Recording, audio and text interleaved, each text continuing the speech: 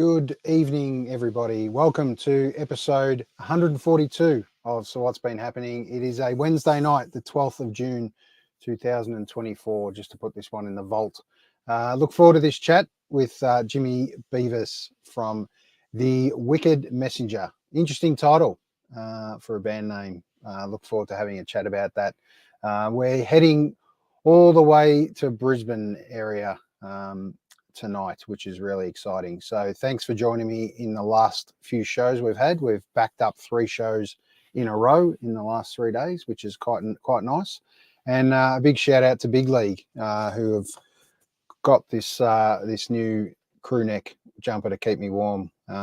Probably won't need it if I was in Brisbane right now, but sunny, freezing cold Melbourne in the middle of winter, it's an absolute must. So all right, we're going to switch gears and move into this chat now with Jimi, who's been kind enough to join us on a Wednesday night.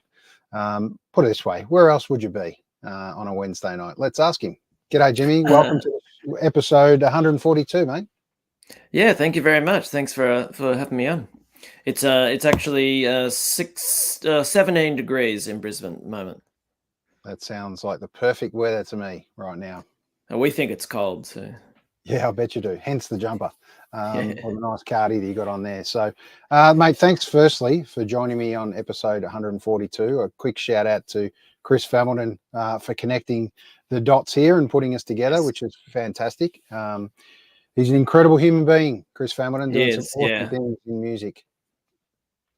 Yeah. It's the first time I've worked with him, but the reason I asked him was because I've seen some pretty good work with other people that I know. So yeah. Definitely. And just a quick shout out to our good friend Robert Wine tuning in from Canada on about a 5 a.m. kickoff start for him. So he never misses a show. He's a great man and follows us intimately. So shout out to Robert. Thanks for joining us, mate. All right, Jimi. We're going to go flash back a little bit in time into your kind of earliest memory of music as a young kid. What's your kind of early memory and roughly how old were you? I must have been. There's a couple. There's sort of 2. There's what my parents kind of listened to, and then more my sisters. My sisters are 5 and 7 years older, so they were, into their teen years well before me. But in terms of mum and dad, I definitely remember some children's records and Pam Ayres and None of a Scurry playing, because that was the records that my parents had. They liked music, but they weren't perhaps as into popular music since the 60s, and I was born in 1980. So that's my first memory. And the second one is interesting because I was trying to place it recently. I remember In Excess, I think, Need You Tonight. And there was also a song which years later I realized was probably like a mid-80s rap song that I heard on the radio, and I was fascinated by it because I'd never heard anything like it. I'm sure I heard music before that, but they're the kind of earliest ones. I've never been able to track down what that song was because the lyrics that I remember in my head obviously weren't the exact lyrics, and so that makes it very difficult to track it down. But in terms of but music in general was just around our house. My parents would often just sing, just break into song, like whenever someone mentioned something that was a song that they used to remember. And my sisters sang in choirs, and they would sing songs, and I would wish I was cool like them and sing along with them. And then I guess when my oldest sister was a teenager in the late 80s, I would listen to whatever she listened to, which was Crowded House and Midnight Oil and that sort of thing. Sure. And what about some kind of kids down the road that you kind of hung out with as a young kid? What were they into? And it was always the older kid down the street that kind of influenced a little bit of music in for the kids. Well, that one was more me. I remember because I think my family didn't have a TV at home. I was not watching MTV or anything that had music videos, and so a lot of the students I went to school with, they knew what was cool in terms of the pop. I only knew about, say, Milli Vanilli or Michael Bolton or something through them, and it wasn't until I was about 11 that I started to listen to the local commercial radio myself. So I mean, I think I was curious as to why they were into that music because I wasn't, and that's largely because I just didn't hear it. I just listened to whatever my sisters had. Yep. And then kind of as you grew a little bit older and music started to be coming into your life, how old were you and what did you kind of pick up first, and as far as when music gripped you? I think it was around about the same period. I remember listening on my dad's Walkman because they had headphones, and I could listen without anyone else in the room judging me or whatever, or whatever I Yeah. thought. And I started to listen to just Oz Stereo commercial radio. And I remember the songs that I remember at the time was that Nevermind by Nirvana was really big. And I don't know if this is the right period, but I feel like Dangerous by Michael Jackson was really big. So those two albums that, a lot of singles are released from both albums and were big hits. So I think they were some of the earliest sort of memories. And then in year 7, as I started to, I guess, mix, get crushes on girls and listen to music seemed to go on the same time. And I listened to pretty much whatever was on the radio at the time. It wasn't until I was about 14 or 15 that I started to look elsewhere. There was a writer in Brisbane, Noel Mengel. He's now in a band called the Trams. Now that he's not doing as much writing for Rupert Murdoch's press, and he used to write a lot. He had a column, and I would kind of see what he was interested in, and I would try and track that down. And because I didn't have a lot of money, I would go to the library and get CDs out and tape them, and then go to the library. Also had sort of music encyclopedias, and I would just consume them. Probably much to I don't know if my partner Janey, who plays in the band, if she appreciates that as much, because sometimes I just, and a music nerd. I mean, she's a music nerd too, just not to the sad degree that I am, I think. So I have a lot of those facts still rocking around my head.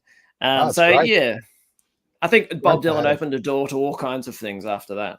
Yeah, sure. Obviously a heavy influence for you, Bob Dylan, Definitely. including the Wicked Messenger title, I'm sure. Yes, yeah, definitely. Even though we don't really play like that anymore, but the first EP was very much inspired by that album. Yep. Yeah. What was John the Wesley first Harding. EP? It was called "I Want You to Know," Yep.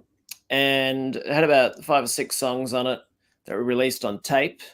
I think it was about 2019, and that sort of started because I had a blues project just under my name, Jimi Beavis, and I think I just needed something fresh to, a new approach to songwriting, and I had a bunch of songs packed away that didn't fit blues, and I didn't just listen to blues; I listened to all kinds of stuff, and so instead of having one band where I did most of the work, I started a soul band, the Holy Rollercoasters, with Andrew, who also produces this album as well. He plays organ on this, baritone sax in the Holy Rollercoasters. And I started just doing solo fingerpicking stuff. And I did that for a year or so before Janey sort of, watching me rehearse, started joining in on double bass. And then, that's how it sort of went from there. So the first EP was largely Janey and I on our instruments, and then a couple of friends adding piano, or Andrew on clarinet, and Peter Wilson, who plays in my blues band, she played keys. Yeah, nice. So nice multi-genre there, bit of blues, and that soul influence comes through and forms an incredible base to the music you put together. And I think Yeah, thank you. you definitely still feel those kind of influences in amongst what you play, and the style of harmonica and everything you play. So yeah, I definitely still see that for sure. Yeah, I mean, the harmonica comes from playing blues harmonica, and there's, once you have those skills, you can adapt them. It's sometimes it's very easy to pick up and very hard to get really good at it. But the style that Bob Dylan say plays, I had to learn that style. I think I actually learned by listening to Neil Young's out on the weekend, whereas the other style that I play on this album is more from a slightly countrified version of the blues playing, that I kind of learned from Mickey Raphael, who plays harmonica for Willie Nelson. Yeah, very nice. So plenty of influences there. Who would you say is probably been your biggest influence in the last few years, and especially moving into this new record? Yeah, there's a few. Definitely the coming from Brisbane, a band like the Go-Betweens is always going to be a huge influence. And it's sort of right in that wheelhouse somewhere between sort of punk and folk. And they got their own sort of style. With this album, I tried to listen a bit further than the previous one, and Teenage Fanclub and Wilco were big influences, especially with the sounds. The kind of guitar that we're playing is a lot more jangly guitar, and we also listened to something that I often forget to mention is Purple Mountains.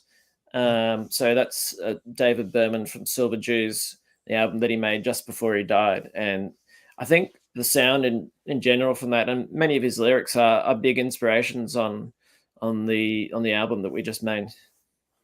Yeah, well, you definitely you haven't let any grass grow under your feet over the last couple of years, mate. You've been a busy guy, no doubt. So, I mean, during those bad periods of the big COVID era that we all went through, what did you do during that time? Did you kind of turn or change anything in amongst what you were doing? I know Brisbane was a little bit different to, say, the lockdowns in Melbourne and stuff, but what was was there a bit of a side shift for you, or did you record something, or what were those times for you the last couple of years? Yeah, that's so just at the start, because I'm a high school English teacher, I was able to still work during that time. I sat right where I am now, and I got online with my students, and I guess that happened right through to, I think we actually went after Easter, we went back for stayed home for a little bit longer, and then we were kind of back and forth with school. So during that time, I was working part-time. So my other job was childcare, and I wasn't working at that at all. So I was at home, and I felt like I should do something. So I did have a project at the time that the Holy Rollercoasters, we had started writing songs for our first album, which was based on a sort of Australian set Odyssey version of the Odyssey. And so I spent a bit of time. I'd finish teaching for the day, or I'd finish preparing a lesson for the next day, and then I'd sit down and write for that. And I think I actually put myself under a lot of pressure. I thought, well, I've got this time, I should use it thoughtfully and try and write lots of songs. But it doesn't. COVID didn't necessarily do that for everyone. And while I think I got through it, and in Brisbane in general did get through it a lot better than say Melbourne, it was still really hard to be creative in those situations. And Sure. but I still got quite a bit done, so I'm kind of happy about that. But what's something that's interesting was that I started walking every day, and that was something where I could get out of the house and just walk within our sort of 10K zone. And I listened to a lot of music during that time. And also I came up with ideas for songs. On this album, Things Get Better, I literally wrote the words for that while I was walking. And it just allowed me to be creative without trying to. I didn't intend for that to happen. I think that actually works better than when I put myself under pressure to do it when I was at home by myself. Sure. So it was a bit of an outpouring of thoughts really during that time, and being out and about. And so has that been a bit of a different creative journey of what you've been used to previously? Like how have you gone about your kind of songwriting previous to say that period and then afterwards? Well, like the first album and the first EP of Wicker Messenger were largely songs that I'd written over about a 15-year period, and the ones that I thought were really good, and I kept them. So I guess it's like that debut album thing where you finish that after having worked on those songs for years. So I had to start from scratch again. And because that first album was, I guess, really personal, I wanted to, I didn't feel like I had to do that a lot again. And so the process of doing the Odyssey was very interesting because I was writing as a character. So I started putting that into attempting to put that into some of the songs for this album. It turned out that about half of the songs were still about me and about Janey, about our relationship, but they were largely kind of positive songs, or maybe when I twisted it into some sort of melancholy, that was the bit that was made up. Yeah, sure. So I think that each time, I think whichever project I'm doing, when I force myself to write a bit differently, that affects the other project, even if the topic is different. And I've also, over the years, become more accustomed to just writing the words down and then coming up with the chords later. And sometimes you lose some of the words because you want to fit it into a melody. So I did two things with that. First is that I started writing the melodies before the lyrics, which is something I've never done before. Yep. And the second was that when I did have some lyrics where I didn't want to change it for a melody, I just decided to do a 2-chord song. So things, It Gets Better is a song where I just did 2 chords all the way through, and the verses are differing lengths. So I kind of experimented with the form in order to come up with new ways of writing. And that, to me, that's one of the best bits about doing music is coming up with kind of interesting ways to make your words nice. And that fit the words, which is better than saying the words nice. Yeah 100%. It's one of those things that I always question, how long is a song, how many verses. You have multiple variations of what that looks like, and length of time frames of songs. Do you kind of put a formula together to structure the length of your songs, or how does that kind of come together? Because obviously with that bluesy, soulsy bass sitting beneath it, you can easily drag a 10-minute song if required. Yeah. Actually, we I just put online today. Our drummer recorded us doing the final song of the album, which was No Worries, where we thought we would fade it out, and we didn't know how long we'd go on for. So it's a 10-minute version of that song. Nice. So it can happen like that. But ultimately, I think because of the fact that I teach creative writing at school as part of my job as an English teacher, is that I do kind of, for most of the time, I like a 3-verse structure.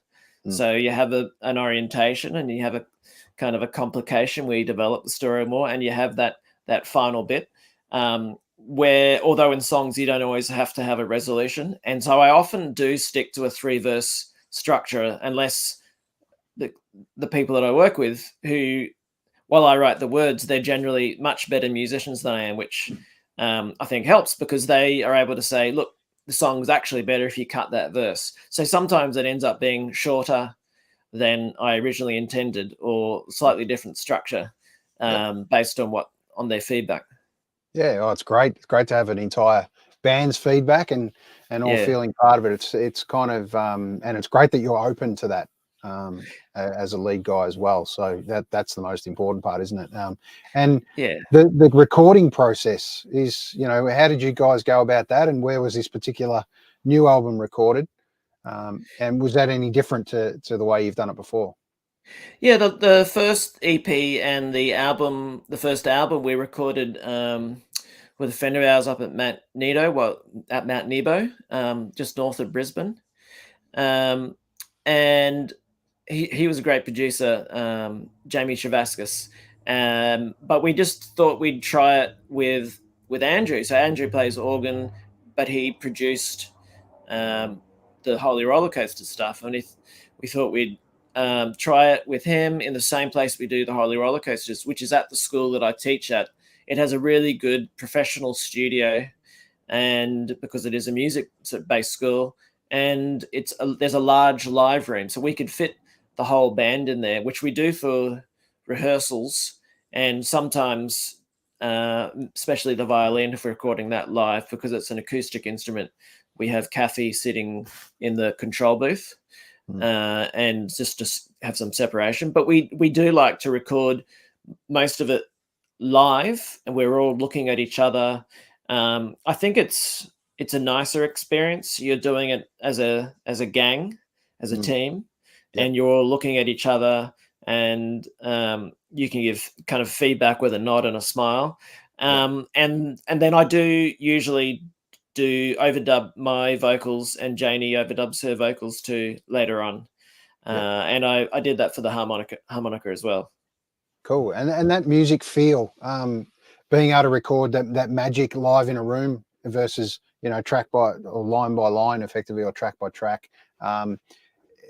Is there something, that's almost part of, that blues soul experience as well, that kind of naturally comes from that, where a live room effectively is mic'd up? Yeah, and that's why we enjoyed doing it so much with the Holy Rollercoasters, that we thought, well, that's where we do most of it live, except for the horns. We usually record them later. That we thought this is a good way of doing it. Andrew listens to, a lot of, he sort of does his research and listens to a lot of producers. And one of our favorite producers for this style of music is Joe Henry, who favors that above all else. The interaction between musicians is important for him, and he is able to go into a studio for a couple of days, and if you have good musicians and they all know how to interact with each other, and they're easy to work with, and the singer feels comfortable, which is what he's usually doing when he's producing for a singer. So we thought Andrew's idea is that we should do that, be as comfortable as possible in an environment where we feel happy, and then we'll probably make the best music that we can make for this kind of music. I think that's 100% perfectly captured, to be perfectly honest. It's a great vision, and to be able to do that and execute it, tribute to everyone involved. Congratulations. Yeah, thank you. And on the new album coming out. So this picture behind me I've used as a backdrop tonight probably won't make sense to anyone at the moment until we're just about to have a chat about it. So talk to us about the new single, No Worries.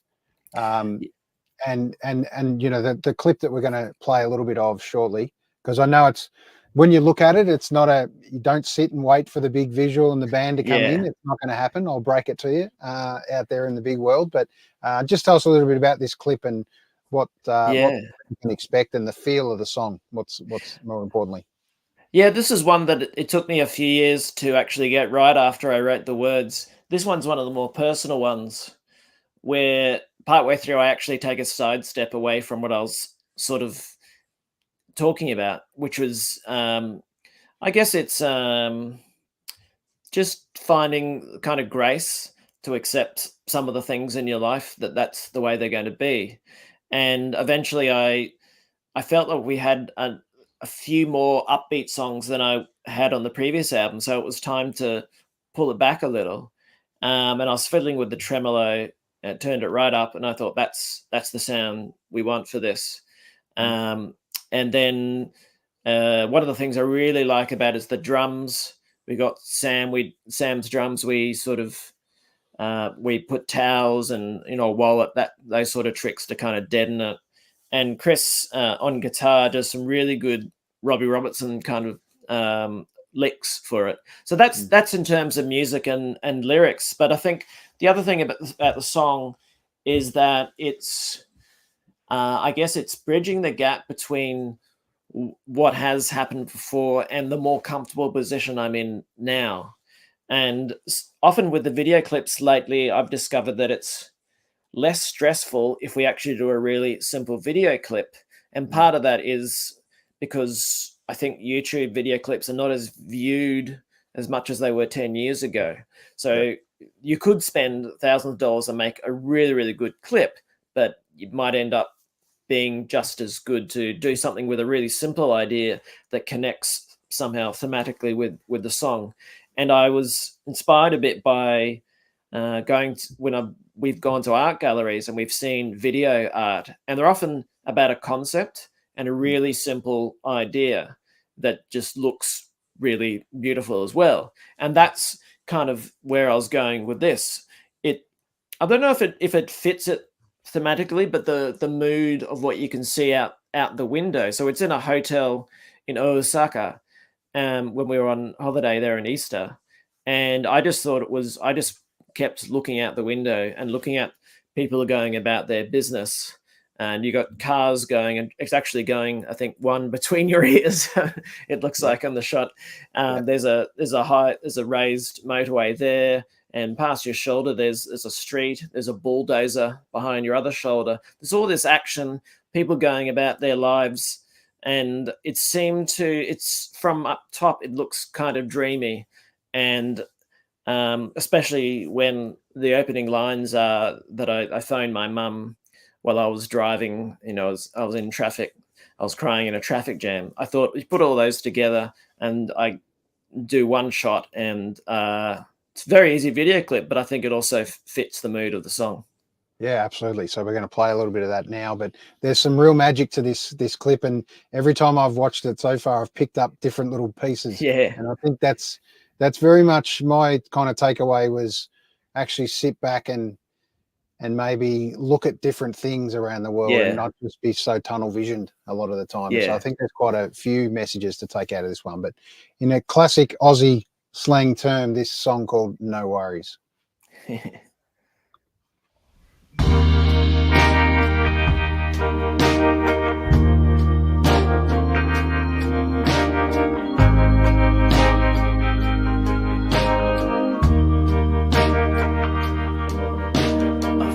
My mother while I was driving, and I told her I was crying in the traffic jam. If I wrote a letter to my father, it would say you did all the things a father should. I want to talk to my sister and say, I think you hold the same piece of paper in your clenched fist as me, and it's time to let it go. Don't worry, you didn't make me this way, you just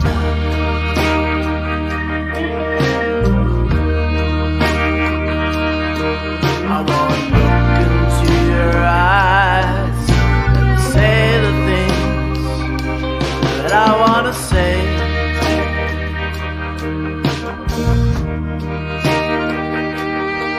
I had to walk through the garden, find the cap below the Buckingham before I return to the party.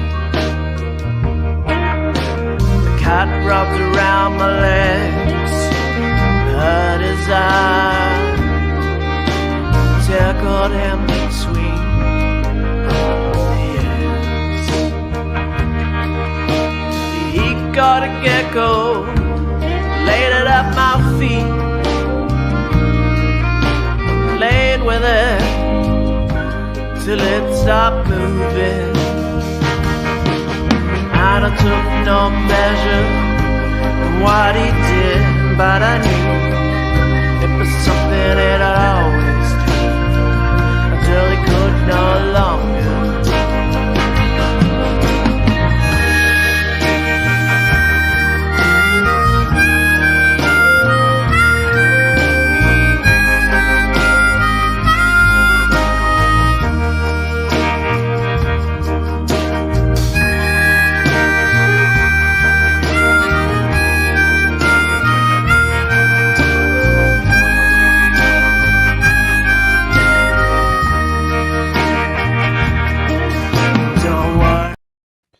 I'm going to leave you hanging a little bit and urge everyone to jump on YouTube and check that one out for No Worries. It's a great clip, mate. I thank you for the vision to put something together so simple. I very much felt like I was just looking out the window, sitting there having a think about life and listen to you tell me a story, which I thought was really cool. Oh, So thank you. Yeah, yeah, that's you great. nailed it. Well done. Yeah, thanks. Yeah, it's we did that a few times when we were in Tokyo. I guess because we're away from that was Osaka, but in Japan in general, when you're away from your life and you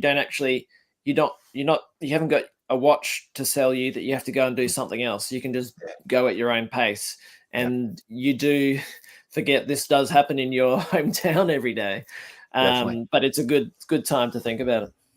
Yeah, there's some magic in that message of pretty much stopping to smell the roses, and sometimes you might even be surprised where your cat might walk up with a gecko in its mouth. Like it's a whole different cool. But there's plenty of cat references in amongst your music, whether that be visually on album covers or in amongst the stories. Just tell us a little bit about obviously cats mean a bit to you in your life. Yeah, well, Janey and I, we don't have children. We have some chickens and we have cats, and I guess the cats are in the house. The chickens will poo everywhere, but they're very important to us. And when we go to a property that just got just out of town, we if we go away for a night, we'll take them with us. And I guess they're our little dudes, Yeah. So, I mean, I've always had cats. These are the first cats that Janey's had. She's had dogs before. And the cats that are actually referenced on this album, it's actually my parents' cat. So before we had cats of our own, our parents had a cat, Figgy, which is one of the songs. And I think that's what he was we sort of lived through their cat until we got our own. But he was a pretty special cat. Yeah, right. Yeah, thanks for sharing that. And this cover, single cover for No Worries, just tell us a little bit about the vision on that. It's kind of so incredibly simple, but tells us so many messages. So what kind of message are you trying to portray here on this one? I think it was the more sort of it's kind of desolate there. It looks a bit desert, although there is a reason for that. But I thought it suited the mood of the song, and it's actually a still from a video I took. And while it's got a kind of a bit of a sad background, it's kind of nice as well. So we bought a property just before the market went crazy, and we've been trying to get rid of the weeds on it. But when we moved there was a lot of junk. There still is a lot of junk, but we've got rid of a lot of it. And some of it we found was going to cost us a lot of money to get rid of. There were maybe 50 or more rubber tires, for example. Right. And we ended up burying some of it on the land. I don't think we really wanted to, but that seemed the simplest option. And right there is where we buried it. But out of that kind of disgusting mess is some flowers that just popped out of the dirt that which is now covered in grass. But I thought it was a kind of a poetic image that suited the mood of the song. 100% it does. So yeah, once again, it's a great tie-in to. I think we can, in such simplicity of a background like that, there can be such beauty that kind of almost gets referred to as a weed these days, and would easily be scrapped in some instances. So yeah, there's definitely some great that you've been able to use that as a single cover, and the album coming out shortly. Talk to us about the new album cover. For Brisbaneite, especially those around West End, Dornoch Terrace is a famous street. It's a long street that goes up quite high, and we used to live on top of Dornoch Terrace, an apartment block, and right near there's a park that's still we're a few blocks from there now, but we're still pretty close. And the park is often where we meet our friends, and it's a bit of a spot for everyone that lives in West End and Highgate Hill.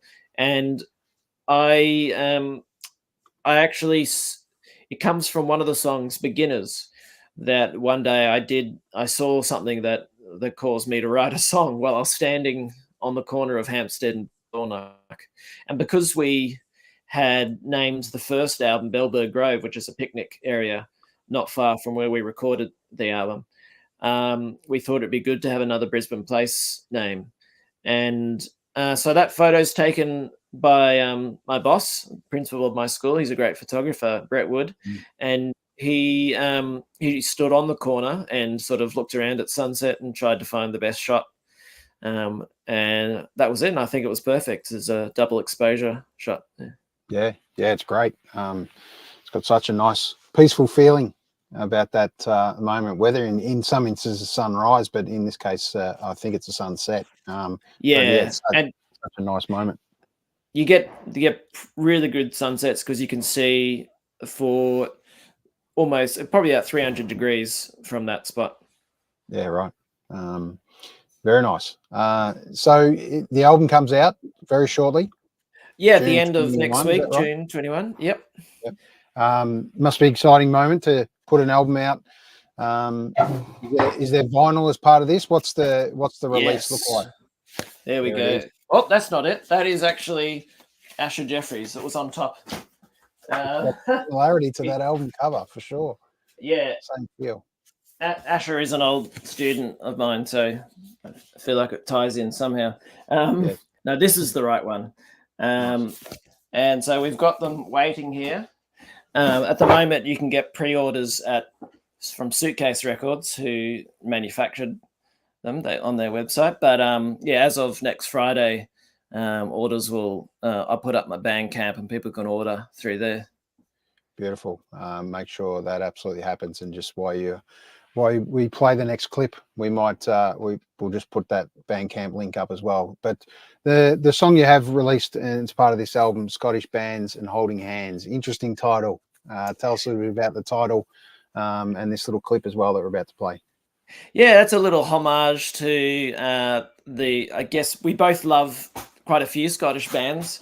This one is definitely a homage to Teenage Fanclub, but we also both love Belle and Sebastian, Janey in particular, but I really like them as well.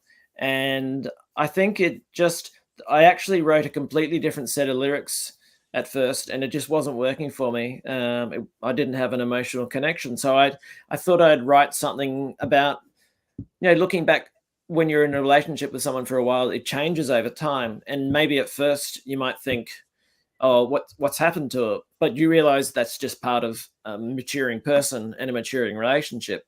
So that's, I guess, written from that point. And some of that stuff definitely didn't happen, but in the description that I make, but of course it does happen in general in your life. And so I thought, I've already was trying to write in the style of Teenage Fanclub, so we might as well have a homage to Scottish bands and Holding Hands. That's nice too. Yeah, absolutely. Well, I think you captured it very beautifully. So we're going to play a little minute of this clip, and then I'm going to leave you hanging to make sure you go and jump on and check it out on YouTube. So here we go. Scottish Bands and Holding Hands.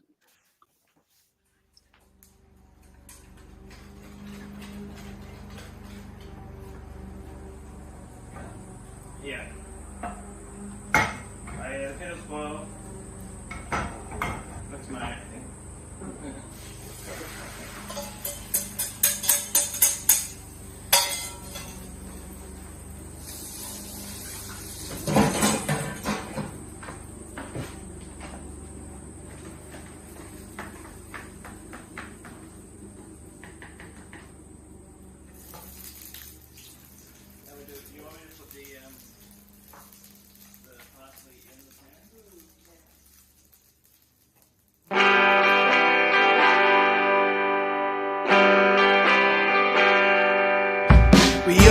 On a main street, a young couple links hand in step. She's looking up at him and saying something about buying him a cardigan. And every step I take to you is one step further from me then from getting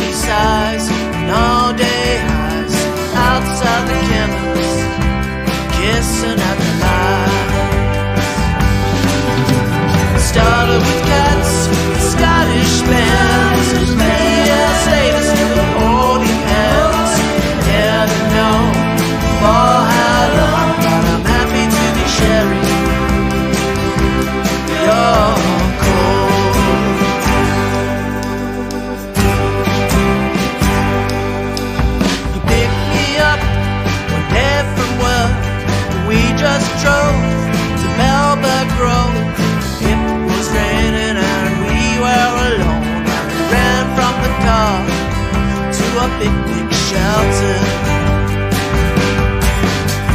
Both young and handbag, expensive wine bottle, and 2 metal cups. There you go. Just before it kicks in, I'll cut it there. But it's nice. It's one of those videos that we've become a bit of a voyeuristic kind of society, viewing in on people's world and seeing what they're up to, and it's kind of almost like that Big Brother watching them kind of feel. So what was the inspiration of why did that one fit with so nicely with you with the lyrics? I mean, it's just us going about our lives, which means probably at the end of the song we say, maybe we can find somewhere between the washing and the washing up. Maybe we can find a new way of doing it. And I guess that clip is about showing that we've done that, and we've got our cats. There's another cat just out of shot, which we pick up later on, and the visual inspiration was actually Big Night. I've always wanted to do something like the final scene in Big Night, the film that Stanley Tucci and the guy with the glasses, can't remember his name, Campbell Scott, I think his name is. They directed that, and it's about cooking and family and friends. And the final scene is Stanley Tucci making kind of maybe an omelette or something, doing eggs, and it's all in one shot. He does it better than I did in that clip. He does it a lot quicker, but it's a really lovely shot, and it sort of shows the camaraderie between him and his brother and their employee, and how while they kind of were about to lose the restaurant, hope I didn't spoil the movie, they weren't losing their relationships, so that was kind of nice. And it's a lot less complicated. The first single was actually released last year in October, and that was made from clips of our decade plus. And it was fun to do but it was a lot of editing, and I thought I just need to not edit much in this one. Yeah. No, you're 100% right. I mean, the world, especially online now, has become very much a chunk of 15-second to 30-second, a minute's almost killing it these days, as far as really applying yourself to sit there and watch a minute's worth. Kind of how have you found, being a teacher as well, how have you found attention spans of new age kids coming through? Are they any different really to what we used to experience when we were a kid ourselves? I'm not sure. I started teaching just as the iPhone was released. It might have been a couple of years before that. It might be different at my school because the students who are there, they really want to be there at that school. It's because it's a specialist school. So we don't have a huge number of problems in terms of phones. They're usually pretty good with that. Often I find students, because they are music mad, they'll be producing something on their laptop during class instead of writing their assignment. I think that anxiety, though, about social media is definitely the bigger issue than attention spans in a way. Or maybe it's just that I've adapted my teaching over the decade to compensate for the fact that their attention spans might not be great. But at other times, when they've got an assignment due and they don't have many lessons, they will go the whole lesson without saying anything. So it's I think it's more the mental health and anxiety than attention spans from my experience, but it might be different at other schools. No, I think you've said it beautifully, mate. It's and kind of have you got one kind of little snippet of advice that you could give a young musician trying to pave their way or cut their teeth in amongst what you've learnt so far? I think learning how to be DIY is definitely important, and finding ways to make money through your skills, just in terms of to have a career in it. Certainly the students that we've seen come through our school and who've gone on to have music careers, they're not just touring and making music, they're teaching and they're doing other things within the music industry where So long as they're enjoying it, I think that's really important. But they're also able to do things by themselves. They're able to record by themselves, or they're able to do their own promotion until such time as they can pay someone who might be able to do a better job. And I think this is often said, but doing what you really want to do rather than someone else's idea of your music is important, because you can't always predict what trends are going to happen in music. And so if you go down one way thinking this is what's cool right now, it's going to change in a couple of years. So you really have to find your own style and work cleverly within that style on a budget that's manageable. And don't sign anything until you get someone who knows what they're talking about. Yes. As So well. very much not don't run down the direction of trying to be play cool and play the cool angle. Play what you believe in and what you feel and that genre. There's so many genres of music, as you know, and so many types and styles of music and instruments itself. And in particular, the harmonica always blows me away. Anyone that plays harmonica, mate. When did the harmonica kind of come into your set? Obviously in that bluesy feel, but was it then, or was it done? Did it come in later in later bands? Yeah. Like I did for a while struggle. I had a bit of a shoulder injury. I struggled to play guitar, but I wanted to jam with my friends. So at around about that same time, I saw in Brisbane a great blues musician. He's still playing. He's still brilliant.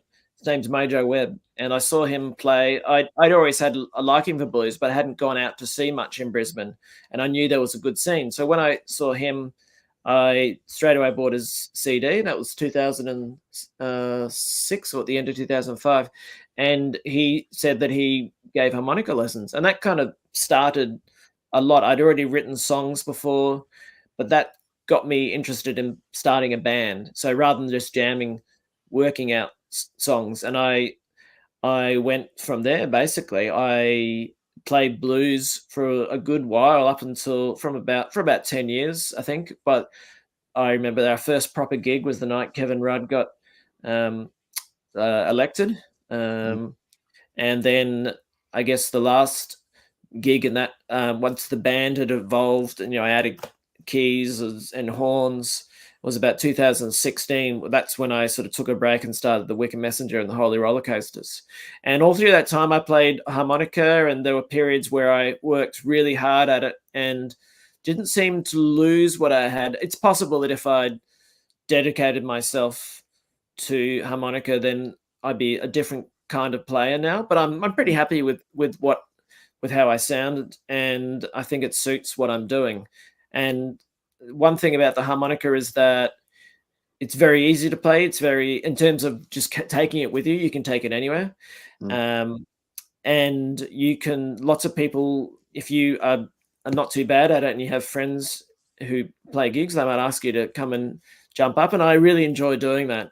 Yeah. And I think I missed playing harmonica after doing a little bit of the Holy Rollercoasters. I don't play much in that because there's 3 horns. And I hadn't quite got used to the idea of using a rack for Wicked Messenger and playing guitar. I was struggling enough to play guitar and sing, let alone harmonica as well. So it's taken me a little while to just gradually build up my skills and confidence. And I think that all the years of playing has meant that it's now a bit more fun, and now that I've restarted my third band, my blues band, that I get to play a lot more harmonica, which is a delightful thing. I just really love doing it.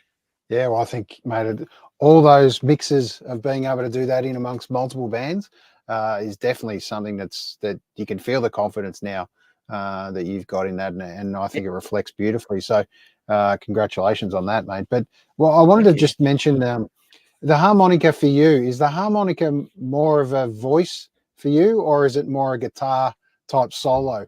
How do you approach it, or is it a combination of both? I think it depends on the genre. So for blues, it's very much one of the most important expressions. especially when with stripped back blues. And even when, I consider just just guitar bass drums to be kind of stripped back as well. So it's one of the most important expressions there. But when I play it with Wicker Messenger, it's always going to be rather than the main expression, it's just got to fit in as one of the layers of the musician. So you got Kathy with the violin, and Andrew with organ, and Chris with his guitar, and then Andrew and Janey, and the harmonica is just another layer for the song. So it's less about an individual expression and kind of standing out and being exciting, and more just to fit the mood, and whatever accentuates the mood is good.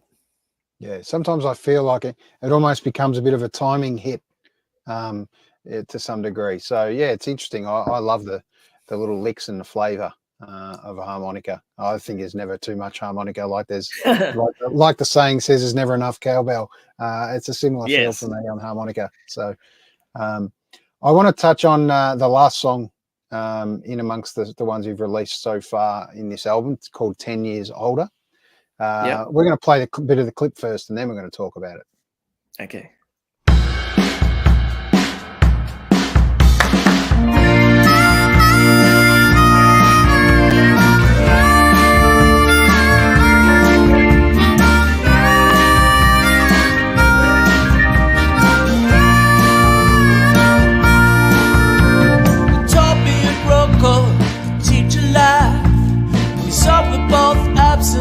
English class, we thought we'd had a special secret that nobody else knew about.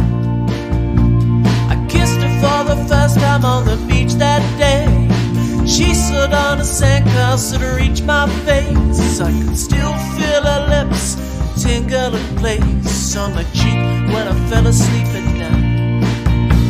Before graduation, she taught me for David. While I practiced up, I read about the stories, and I wanted to be 10 years older. I wanted to be so much stronger. I could take the slaps on the cheek, turn my face back again.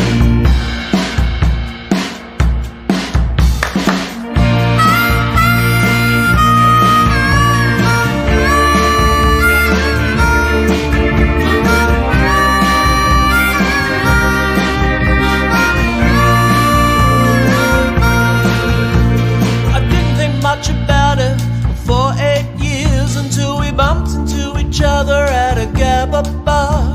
She sat on the bar stool, one leg on the floor. She held onto the table while she laughed as the glasses piled up around us.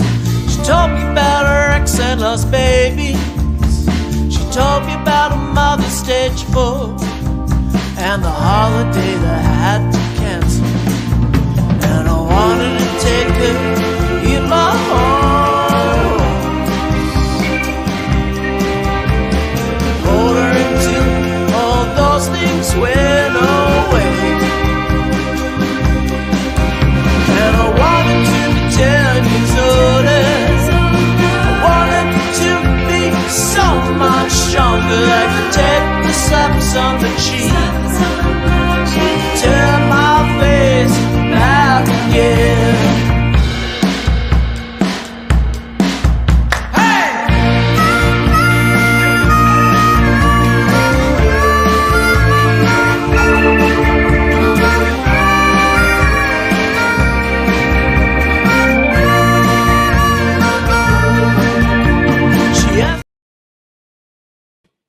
There you go.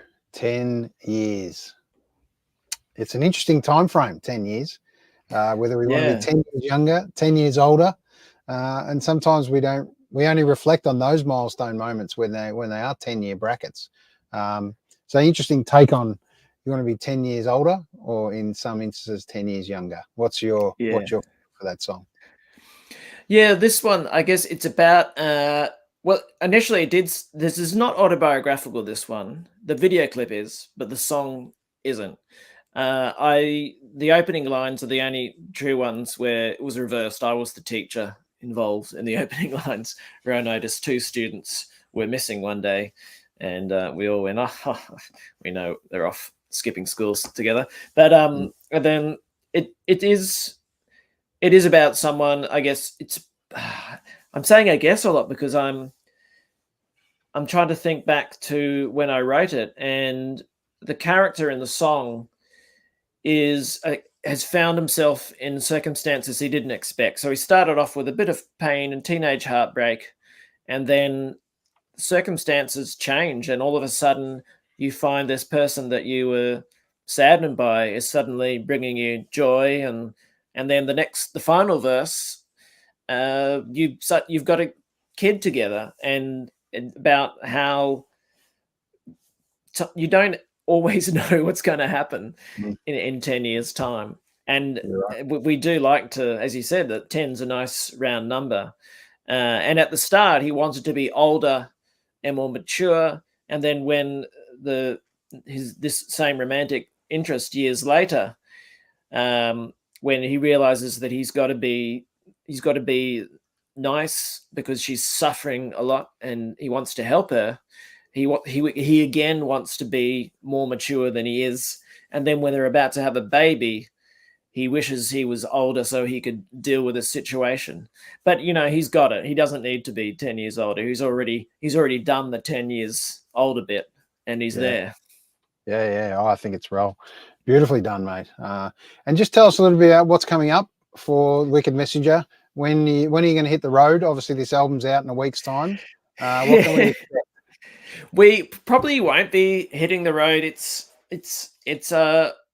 one of those things.